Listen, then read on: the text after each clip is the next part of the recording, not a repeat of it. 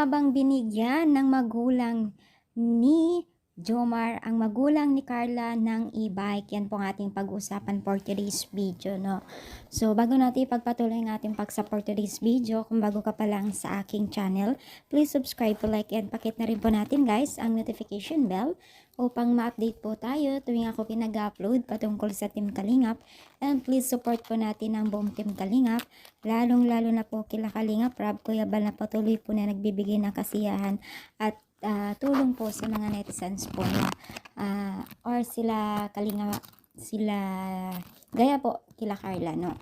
So, totoo nga ba na binigyan ng e-bike ang magulang ni Jomar ang magulang ni Carla, no? So, sa tingin ko, maaring hindi, maaring oo, kasi guys, content ito ng isang creator or isang reaction din, no?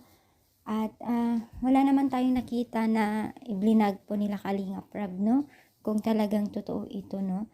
So, di natin alam, wala pang kasiguraduhan kung talagang niregaluhan kung totoo man ito o why not. Napakasaya naman ito at napakabuti. At napakabuti naman talaga ang magulang talaga ni Jomar, no?